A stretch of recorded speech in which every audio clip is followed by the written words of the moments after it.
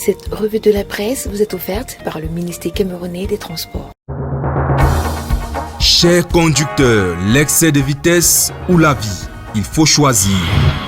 L'inattention, l'imprudence, l'impatience ne vont pas avec le volant. Ceci est un message du ministère des Transports.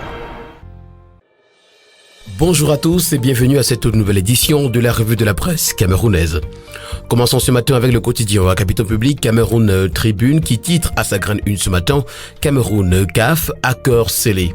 L'État du Cameroun, la Fédération camerounaise de football et la Confédération africaine de football ont paraphé vendredi à Yaoundé l'accord cadre portant sur l'organisation de la 33e Coupe d'Afrique des Nations Total Énergie 2021. Dans la même lancée, l'hebdomadaire Meilleur Messala nous renseigne que Paul Biya tient le quitus. Le journal L'événement pour sa part présente Ferdinand Gongo comme l'homme de confiance du président. Encore quelques semaines, il aura passé 10 ans dans l'exercice des fonctions de secrétaire général à la présidence de la République. Une position enviée ou jalousée par beaucoup qui installe son titulaire au cœur du pouvoir décisionnel à la tête de l'État. Le quotidien Essingan le présente en sapeur-pompier s'agissant de la promotion de l'image du Cameroun autour de la CAN 2021. La visite des infrastructures de la CAN menée par le ministre d'État, secrétaire général à la présidence de la République, cache mal le rattrapage de l'échec de la mise en œuvre dans les délais des activités promotionnelles de l'image du Cameroun par le ministre de la Communication, René Emmanuel Sadi, pourtant bénéficiaire d'une dotation d'un montant d'1 milliard de francs CFA depuis le mois d'août dernier, nous renseigne ce matin le quotidien Essingan en commentaire. Le quotidien de Paul Ngouarikindi, Réalité Plus pour sa part ce matin, titre à sa grade 1, mission spéciale d'inspection des infrastructures de la CAN 2021, succès total et populaire. On s'interroge ce matin à la grande une de la Voix des jeunes. CAN Total Énergie 2021, on peut avoir de beaux stades comme ça. Le monde entier découvre avec stupéfaction les plus beaux stades de football du continent à l'occasion de la visite d'information du SGPR Ferdinand Gongo sur les sites de la Coupe d'Afrique des Nations Total Énergie Cameroun 2021. L'information, vous l'aurez des pages 4 à 5. On parle à petite une ce matin de zone de crise. L'armée traumatise nos petits et compagnie. Et puis Covid intimidation. Les enseignants disent niet au vaccin forcé. Le quotidien Le Messager pour sa part ce matin a choisi de s'intéresser à la région du Sud et titre l'impossible décollage.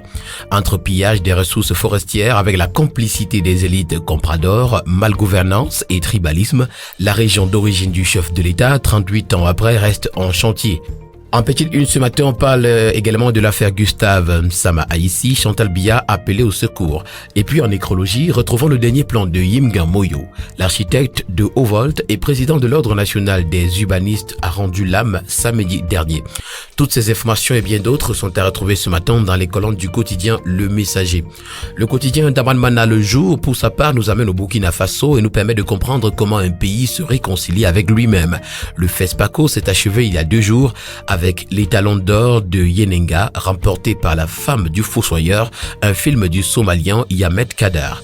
Le pays qui a accueilli ce festival traverse une période compliquée de son histoire. L'information, vous l'aurez en page 9.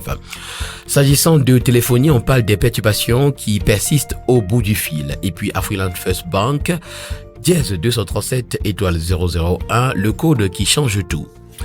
Le financier d'Afrique qui parle également de ce code de ce matin, titre à sa grande une, inclusion financière. Afriland First Bank offre des services financiers sans connexion Internet à travers un partenariat sur le code dièse 237 étoile 001 dièse. Cette banque va désormais permettre aux populations d'effectuer des opérations bancaires sans connexion Internet et avec ou sans smartphone. On parle également ce matin de propriété intellectuelle dans les colonnes du bi-hebdomadaire Le Financier d'Afrique. Les éclairages sur la suspension du directeur général de l'OAPI sont à retrouver en page 4. Partenariat et invite le patronat à s'investir dans le football. Et puis Forum des ports africains, les propositions des acteurs portuaires pour le secteur sont également à retrouver, cette fois-ci des pages 6 à 7. Le bi-hebdomadaire L'Équation pour sa part nous parle également ce matin du Forum africain des ports. Le Cameroun pose les jalons de la compétence et de la compétitivité. S'agissant de ce même forum, le bi-hebdomadaire Génération Libre pour sa part titre Cap sur la compétitivité. On parle du ministère de la Jeunesse et de l'Éducation civique ce matin en petite une. Mounouna Foutsou reçoit le président du conseil régional de l'Extrême Nord. Éducation, les écoles de Batienga gratifient en matériel didactique et médicaux. Santé, CHRD des boulevards Ready to Go. L'hebdomadaire Ecofinance s'intéresse également ce matin au commerce intra-africain et nous renseigne que les ports africains peuvent aider à booster les échanges. En petite une, parlons de blanchiment des capitaux vers la neutralisation des investisseurs véreux et douteux, nous renseigne l'hebdomadaire Ecofinance. Le ministre camerounais des Finances, Louis-Paul Motazé, a profité de la tenue de la 15e plénière de la commission technique du GABAC du 21 au 23 octobre dernier à Douala pour inviter le secrétariat permanent de cette institution sous-régionale à se déployer davantage dans les différents états de la CEMAC. Retrouvons ce matin à la grande une du quotidien Vert Émergence ce qu'il est advenu des prisonniers anglophones portés disparus à la prison centrale de Yaoundé. Extrait de la dite prison pour une destination inconnue, leurs conseils donnent de leurs nouvelles. C'est à retrouver dans les colonnes du quotidien Vert. Le quotidien Vert parle également de la redynamisation. La base du RDPC réclame Ali Bachir. Massacre de l'école de Kumba également. Human Rights Watch dénonce un simulacre de procès. La tribune des communautés, le journal Intégration pour sa part ce matin, titre à sa grande une « Panafricanisme, les premiers paradoxes du PPA-CI ». Zone anglophone du Cameroun, le miroir truqué de la crise. OAPI, foi d'empoigne autour des textes. L'hebdomadaire New Star pour sa part a choisi de parler de vaccination obligatoire ce matin et titre à sa grande une le silence complice du Parlement. Alors que c'est une loi qui devrait fixer les bases de la vaccination contre le Covid-19, l'Assemblée nationale et le Sénat observent de manière passive l'abus d'autorité du ministre de la Santé publique, du gouverneur de la région de l'Est et autres DG de la SOPECAM imposant aux employés un pass sanitaire avant tout accès au service. Au nom de quoi quelques dirigeants veulent se substituer à Paul Biya et au Parlement, s'interroge ce matin l'hebdomadaire New Star. Le quotidien L'économie, pour sa part ce matin, parle de stratégie. Retrouvons dans ces colonnes les pistes de la redynamisation de la filière coton. Elle est présentée comme l'un des catalyseurs du développement de l'économie du Cameroun. L'information, vous la retrouverez des pages 6 à 7. On parle d'entreprise également en petite une. Le cinéma et la SODEPA ensemble pour optimiser la pratique de l'élevage du bétail. Évaluation, le rendement fiscal des entreprises forestières en baisse en 2020 et puis Forum Économie Turquie-Afrique. Le ministre du Commerce fait la promotion de l'agriculture et de la pêche. Le quotidien Infomatin qui en parle également ce matin titre à sa grande une Forum Turquie-Afrique, l'agriculture et la pêche du Cameroun en vitrine. En présence du président turc Recep Tayyip Erdogan, le ministre du Commerce Luc Magloire-Baga Tangana a présenté les différentes opportunités d'investissement dans les deux domaines au pays de Paul Biya lors du 3e Forum économie et d'affaires les 21 et 22 octobre à Istanbul. L'information, vous l'aurez en page 4 ce matin. L'hebdomadaire Kalara pour sa part parle de l'affaire Yissi Mengue Hilaire. Hôpital central de Yaoundé, 2 médecins traduits en justice pour coup mortel.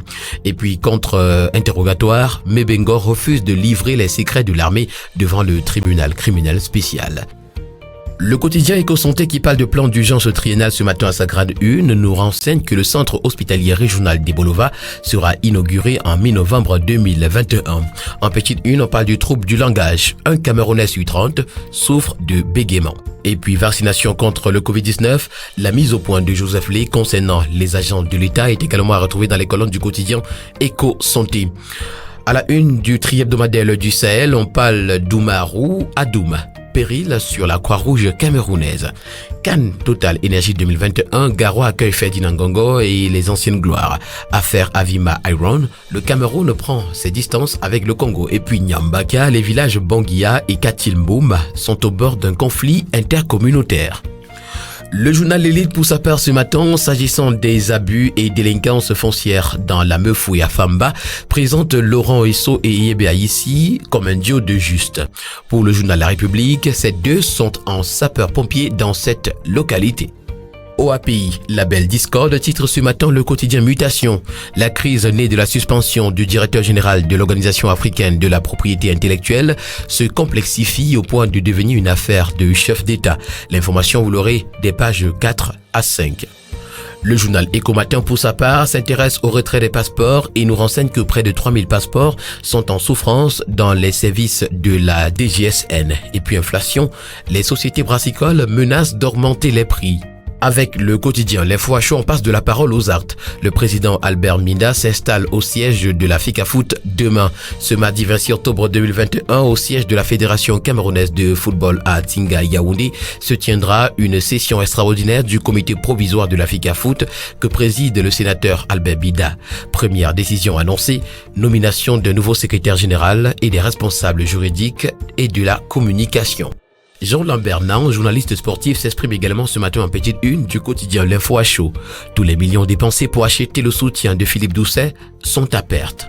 Terminons ce matin avec le tri-hebdomadaire Le Soir qui parle également de la 3e édition du Forum africain des ports. Il nous fait savoir que le Cameroun veut consolider son positionnement dans la sous-région.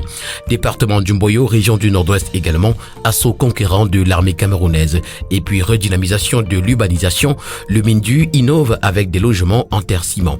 Mesdames et messieurs, c'est tout pour ce matin en ce qui concerne cette première sortie de la semaine de la revue de la presse camerounaise. Merci de l'avoir suivi et rendez-vous demain pour une toute nouvelle sortie.